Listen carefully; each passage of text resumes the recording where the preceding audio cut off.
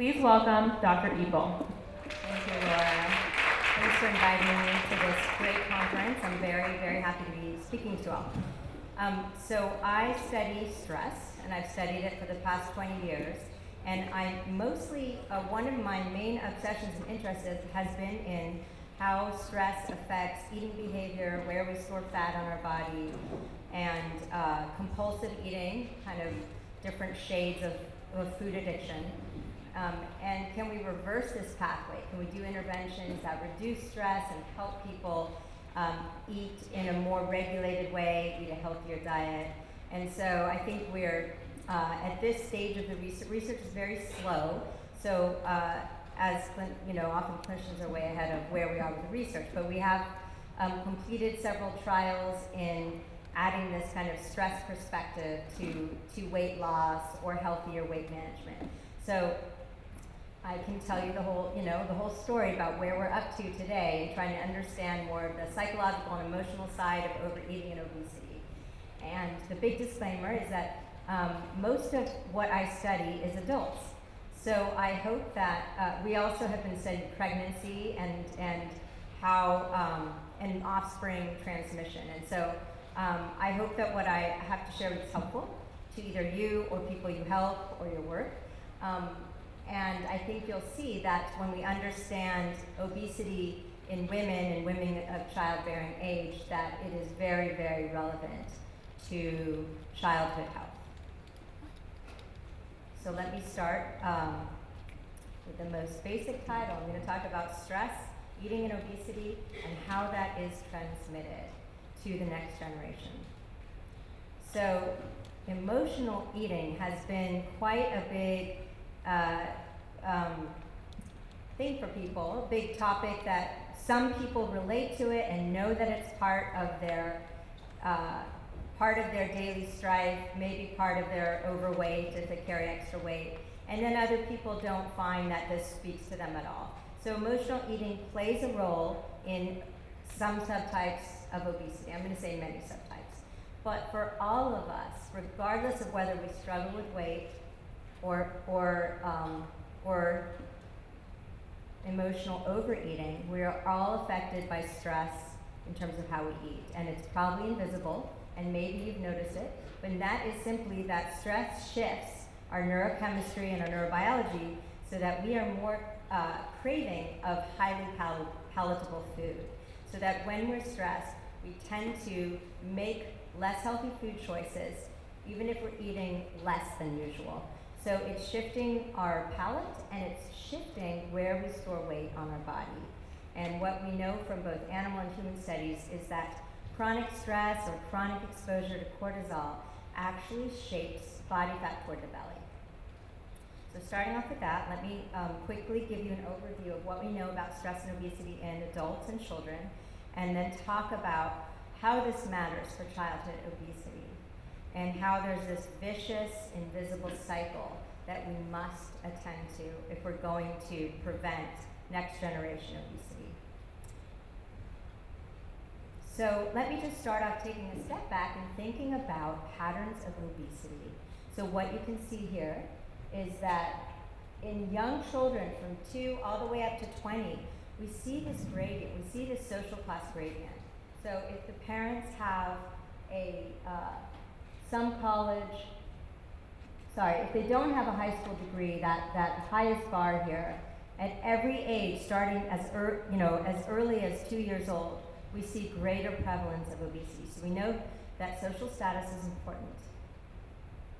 Another piece of this is race and ethnicity.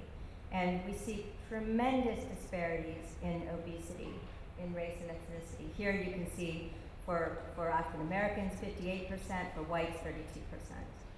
Among women, we see the greatest disparities. And I think if I had tried to update the statistics this year, it might be even worse. So we know that with childhood obesity, while things look like they may be leveling off, this is not true for everyone. And we are not seeing the curbing among those with most social disadvantage. So that's what I'm going to dive into and try to help us understand one important aspect of social disadvantage. That is social adversity, severe and traumatic or chronic stressful events, as well as the kind of chronic stress of material deprivation, of not having enough resources. So what are the potential mechanisms of this social class gradient? It's so complex. There are no unidirectional arrows here. I just listed a whole bunch of pathways here that are obvious to you, so that, so we can help kind of unpack this big determinant of obesity. And that is, of course, education about health and nutrition, food insecurity, which we actually now know is not just the state of not knowing if you're going to have food throughout the month and worrying about food. It is a state of chronic psychological stress. We know that from the work of Barbara Laraya, who's here at UCSF. It's very tightly correlated with feelings of stress, and we know that from the work of Cindy Leon here at UCSF. So besides things like the food environment and the built environment, which are huge determinants, we can also dig into this stress box and try to understand what goes into it. So in terms of stress exposures, there's some different types of stress we can think about, and of course this category could fill up slides and slides. Discrimination, social stress, so relationship stress, work stress, financial stress, and then the lack of stress buffers is very important, because we're never going to get rid of stress. That's not the goal here. We're all exposed to stress, and it's part of life. What we're talking about is toxic levels of stress. So what that means, it's the formula of having these chronic or intermittent exposures without the resources to cope.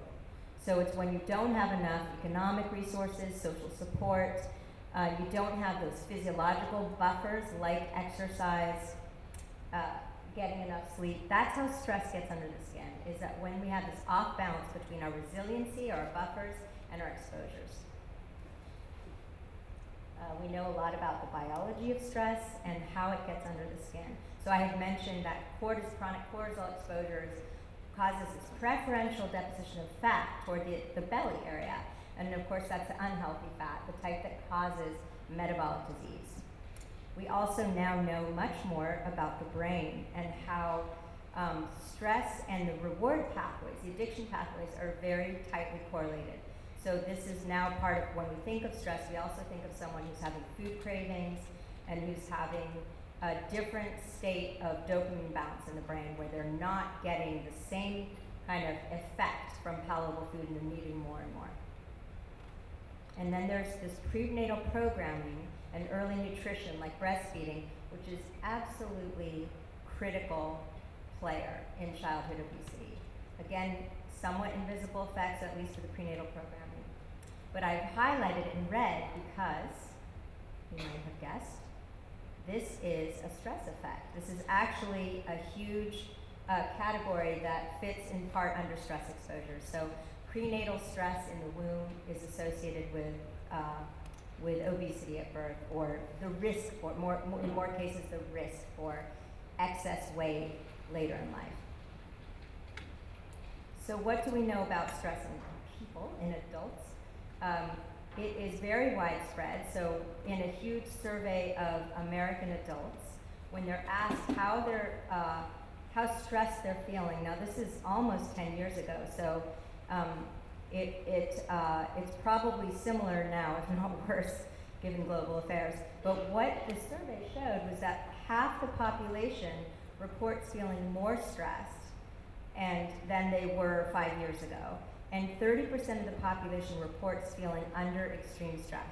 That's not good. That's a pretty high chunk of our population. Stress eating is a common way of coping with psychological stress. It's natural, it works in the short term, it's common, and most of us probably do it. Some of us, the minority, actually eat less when we're under stress. And as I said before, that's certainly better for caloric intake and overall weight, but we're not getting away with better metabolic health if we're still eating more of the highly palatable food, sugar, fat, less of the whole foods. We also know that the type of stress, one of the types of stress that's been studied really well is job stress. So there are surveys with hundreds of thousands of people looking at levels of job stress, the demand versus the amount of control people have at work. And that is, it's an interesting story. So what would you guess we find with work stress and and weight? Do you think we have a big main effect where most people under work stress become overweight or become obese? Or do we actually have the opposite, where work stress is causing weight loss?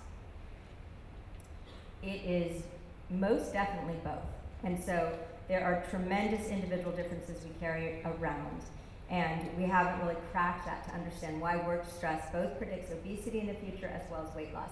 One thing we do know is that if you're heavy in the first place, you tend to be a stress eater and you're much more risk of stress-induced weight gain. If you're very lean, you tend to be the type who eats less during stress. Pretty tautological, but that's what we know so far. I had mentioned that stress increases the drive for comfort food. We know the chemical mediators, cortisol, insulin, and neuropeptide Y. And in this most important study of stress and obesity, that was now almost 10 years ago, but still shows the point so well, control rats who were fed, normal rat chow, didn't gain much intra-abdominal fat, the yellowest intra-abdominal fat. Then rats who just got junk food gained a little bit more intra-abdominal fat, but not much. And then the rats who actually were subjected to stress and got the junk food diet, boom, look at that. Excessive amounts of abdominal fat. 4 months later, these little rodents developed what looks like a full-blown metabolic syndrome. So we know that the biology of the milieu of being stressed and having this kind of high-fat junk food diet works together synergistically. And this is true in people as well. What have we learned from our furry friends? There's been a lot of studies of sugar and the brain and eating. And so it's a pretty clear model of what looks like sugar addiction. When rats are fed a lot of sugar and it's taken away, they tend to binge, they tend to show signs of withdrawal, etc. So what we can, understand at a very basic level is I'm on a low-carb diet. When I feel low, I eat carbs. This is natural, and some of us have this a lot more than others. So what about kids? Stress and eating in children. Does it happen? So some of you who have kids, it just completely depends on the kid and environment, but it sure does happen. It's not as noticeable. It's probably somewhat unconscious on the kids' part till they're older. But we see these relationships in children as well. So in a study done, actually, a multi-site study called the National Health and Growth Study was actually run out of Berkeley by Pat Crawford and Maureen Ritchie. And it followed black and white girls from 10 years old to 20 years old. And it measured stress every 2 years. And Janet Tomiyama, a former postdoc of mine, and our other group of colleagues went into that data set and asked some questions, and we've learned a lot from these young girls, now women. We're actually continuing to follow them, the cohort who's in Berkeley and Richmond. So we're still learning from them about how stress is transmitted to the next generation, their current children. So when they were kids, we looked at stress and weight gain. What you can see here is that here are the weight gain trajectories, the white girls and the black girls from 10 to 19 years old. The black girls had a steeper trajectory. When you look at perceptions of stress, cross-sectionally, there's no relationship. We don't see stress as related to weight gain, to weight here, cross-sectionally. When you add up stress, so we're talking about cumulative stress during childhood, boom, that's when we see an effect. And so for both black and white girls, greater feelings of stress is related to a steeper slope of weight gain. And it's even steeper for the black girls. So they're not reporting more stress, but it's affecting them more. So this is the statistics here. When you look at the slope, this is a 0.8 unit of a BMI. For every 2 years of higher stress, they're gaining 0.8 of BMI, and white girls are only gaining 0.5 unit. That adds up. Both of them add up over time. but it's especially concerning for the Black girls. Okay, so now I want to shift to, so that was feelings of stress, and that's common, and I think that perceived stress is a helpful measure, but it's far from the whole story. So it's important to ask people if they're feeling stressed. We use that measure always in research, but we need to go way beyond reports or feelings of stress to understand stress effects.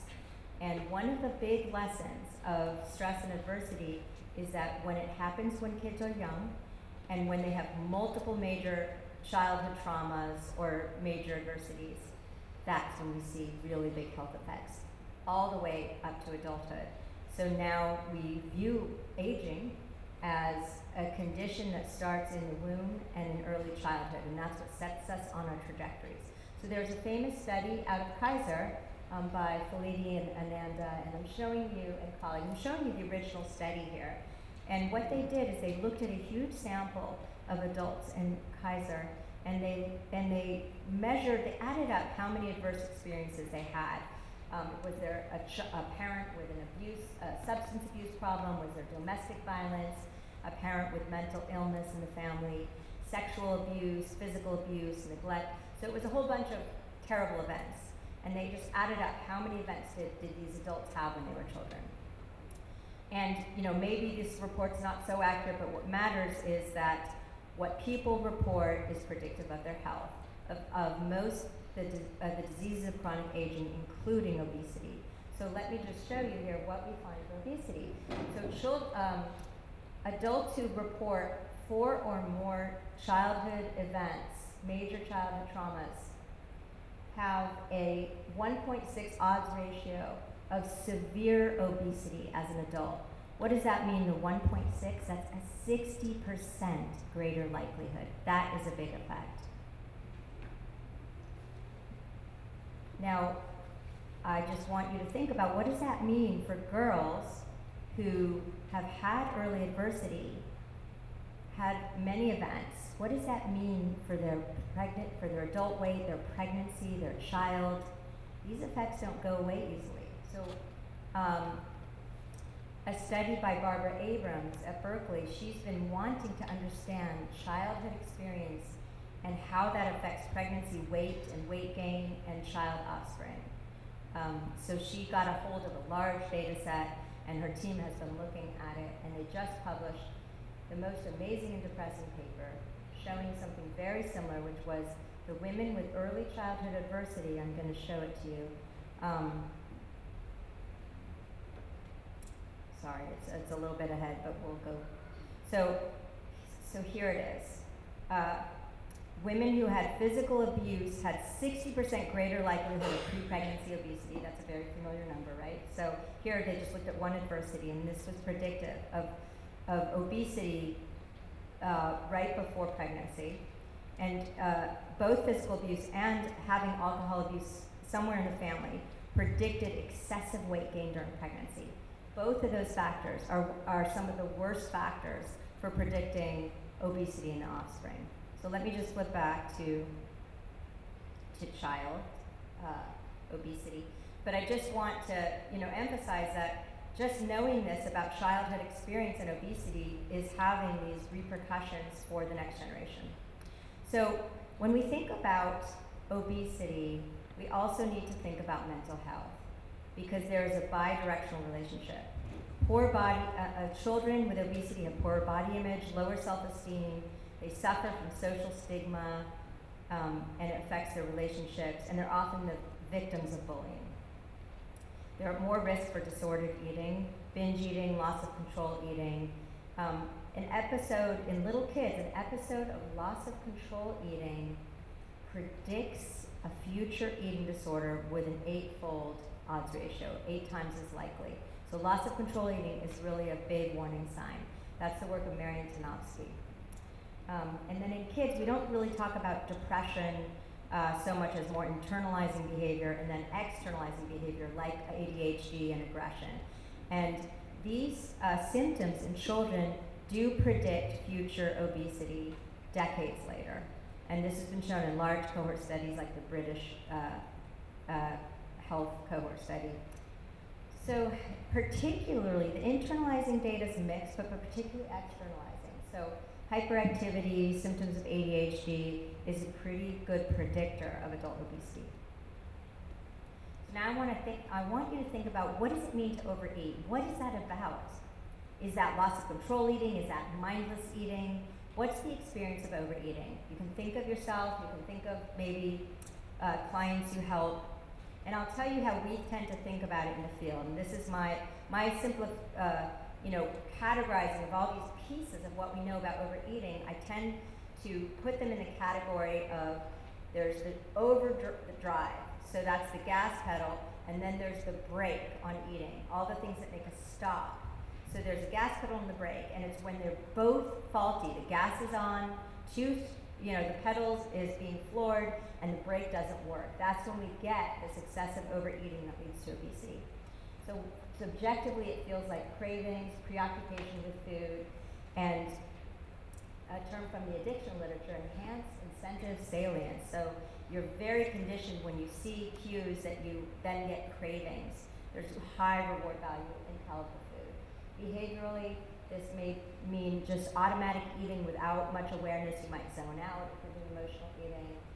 We call this disinhibition, when you eat just because you see food. You're not basing this on any internal cues like hunger. And what is the weak break? This is something that's part of the whole set of executive functions in our brain. Response inhibition. So being able to stop something that's pleasurable is a huge important function. This tends to be impaired or worse in kids of low socioeconomic status.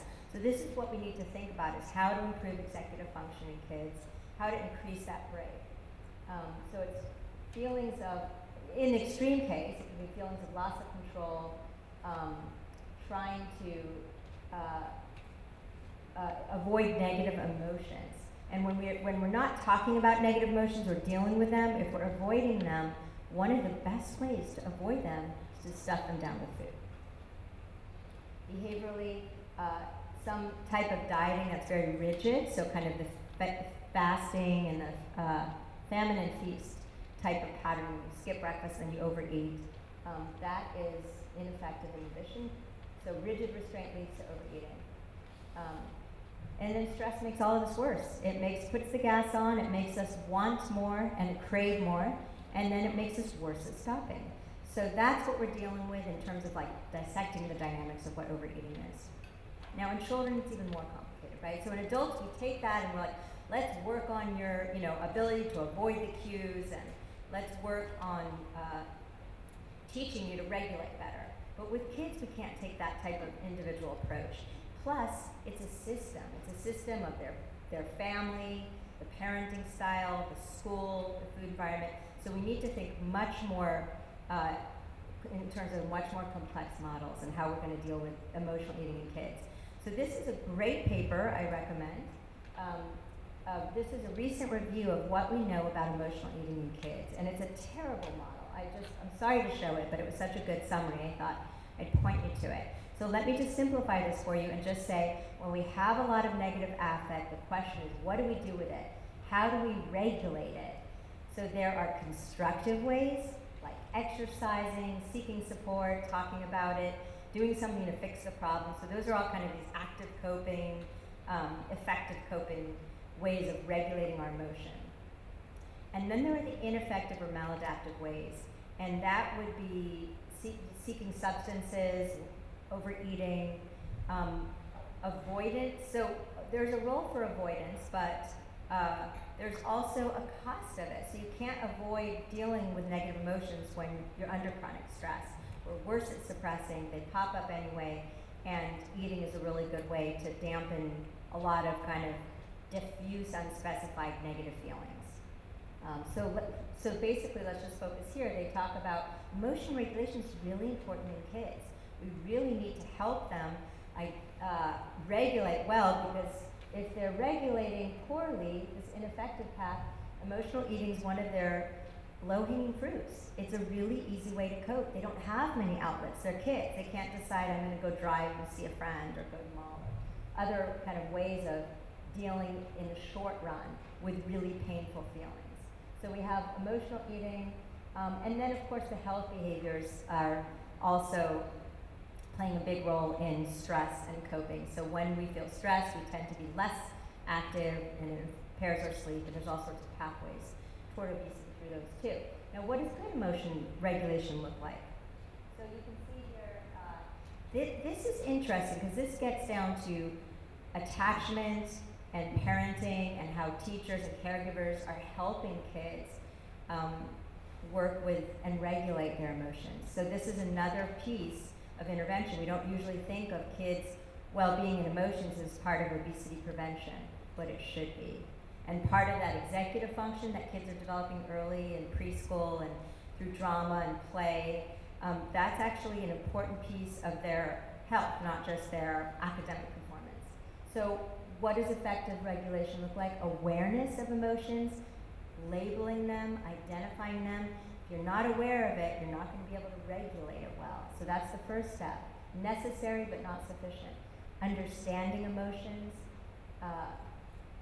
acceptance and tolerance. So we deal with this. So in our mindfulness interventions, it's all about acceptance and tolerance.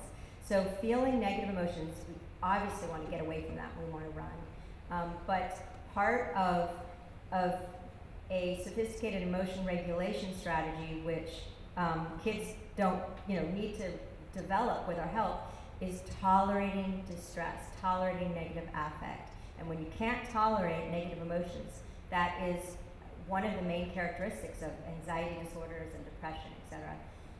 So that is, knowing that it will pass and understanding that emotions are just feelings and not reality. And there's all sorts of strategies that we teach people when we're teaching them mindfulness and better emotion regulation.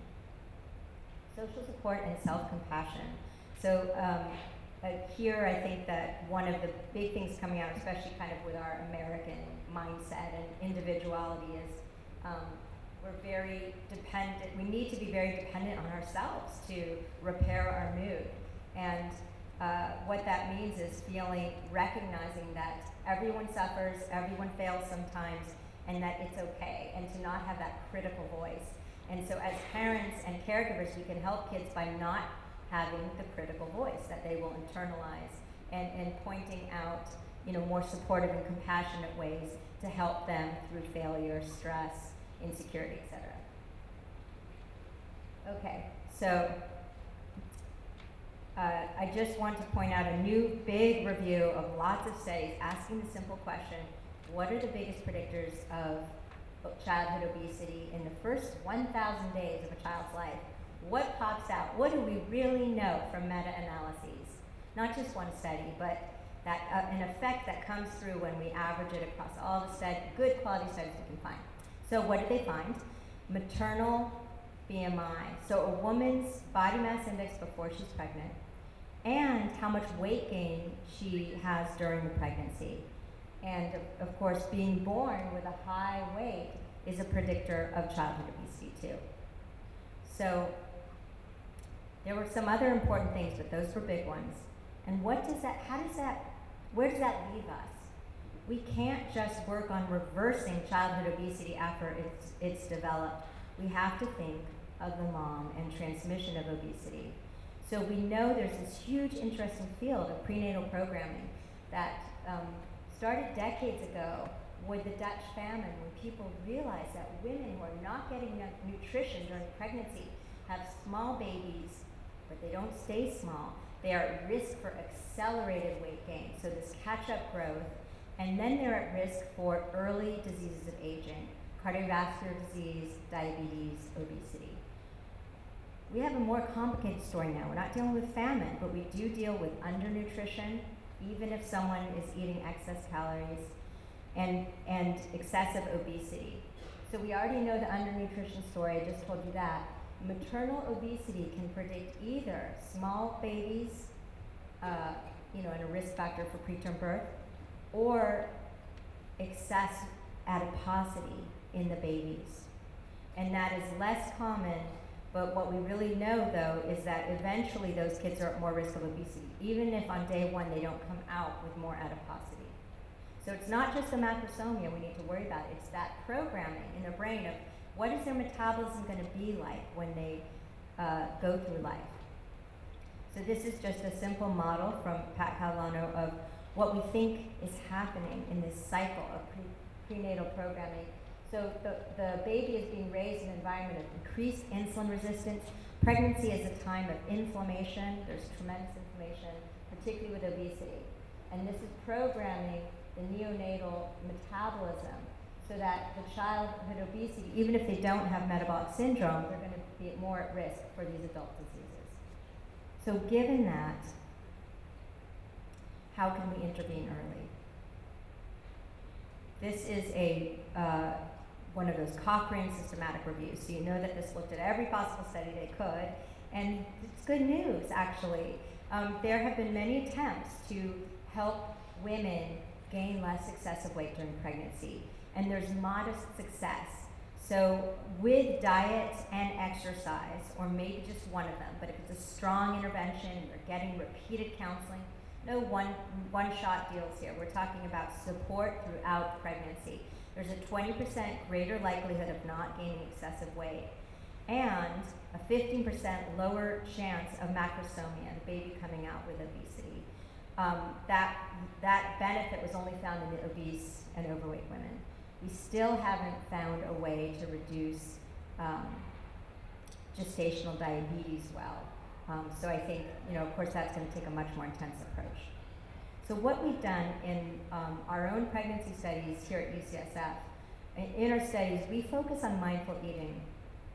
So we added this, there has to be a multi-component intervention.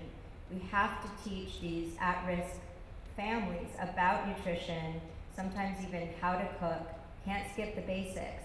But we also need to include the stress reduction and the regulation piece. So that's often a missing piece in these programs. And we did a study at UCSF where we decided we would take obese men and women and we would give them traditional weight loss.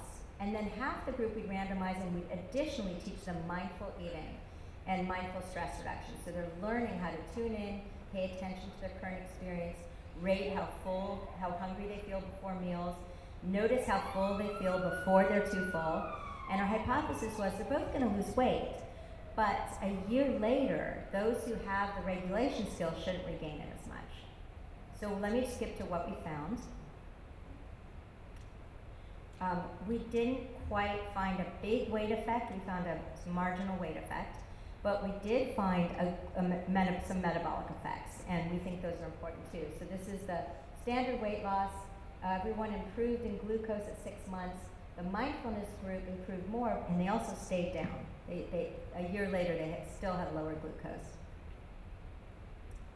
Wait, was that the glucose slide? Sorry. Well, glucose looked like that too. So one of the interesting things from this trial is, well, we thought it might be perceived stress, and we don't measure stress well anyway, but we thought we'd look and see if reductions in feelings of stress led to the greater weight loss.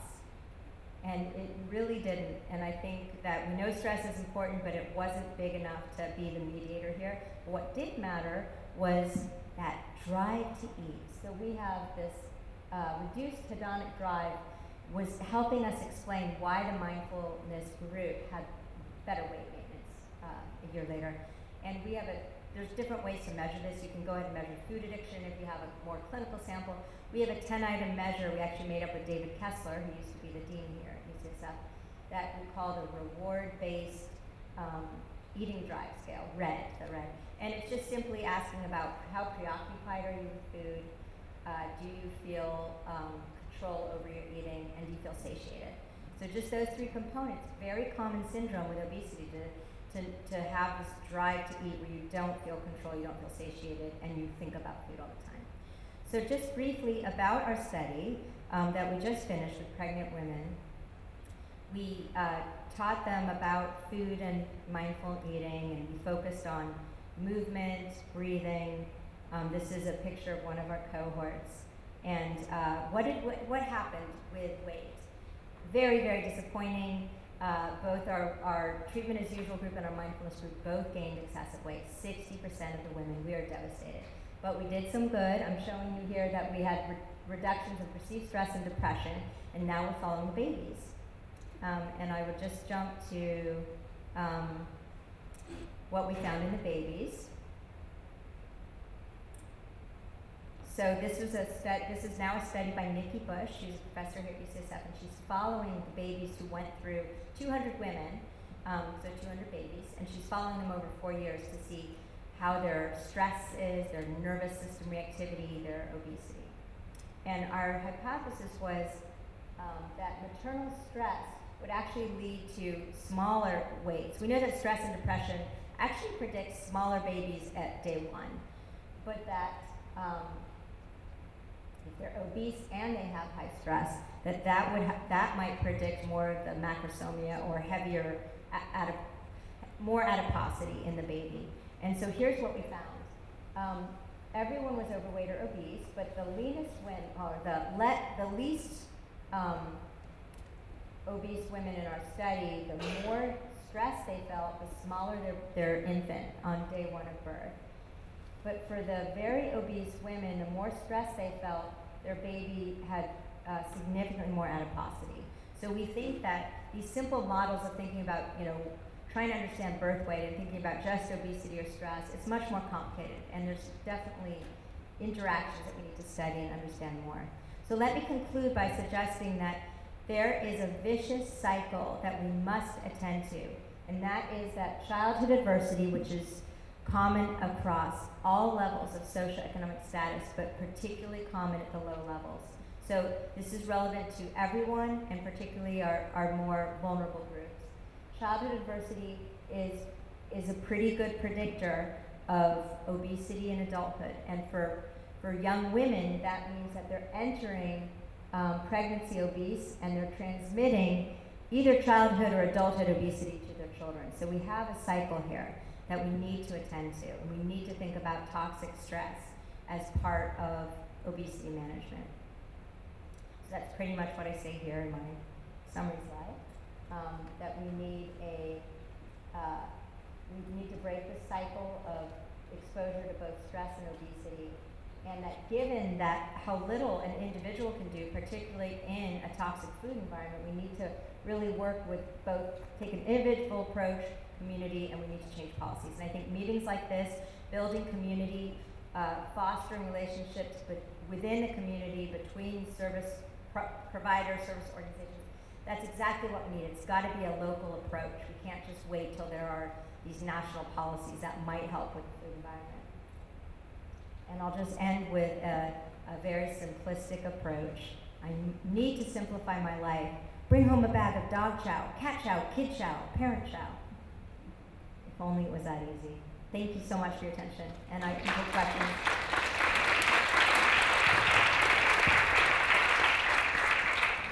Okay, we have about 10 minutes for questions, so just raise your hand and I'll bring the mic to you.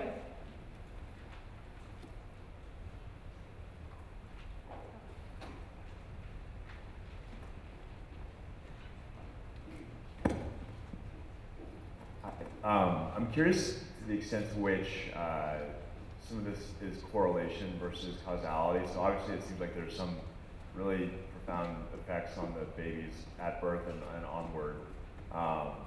But how much of their later overweightness or obesity in life is driven by just being in an environment, maybe the parent that's raising them has some of the habits to make them step on the gas and not hit the brake, kind of using Yes, that form. I think that's a fantastic point, and I think that the whole set of obesogenic factors goes together, and it's hard to separate them out. So we have to look toward the animal studies to understand if there's a direct effect, or if it's just about food access and sleep and healthcare. And so there is a growing body of literature showing direct physiological effects of stress on the metabolic health of the rat pups. So when the mom is stressed, the babies are more likely to develop early diabetes and other metabolic problems. Now the obesity piece is really dependent on the environment. So there needs to be a junk food environment to get obesity. And so that's when we get into these interactions with the environment.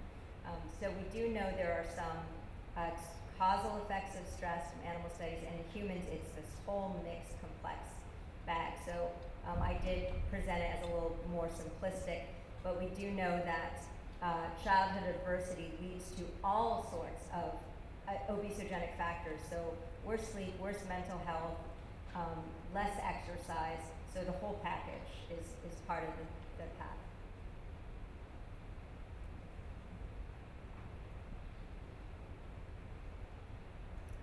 Okay. Any other questions? Okay, thank you so much. Absolutely. Thank you.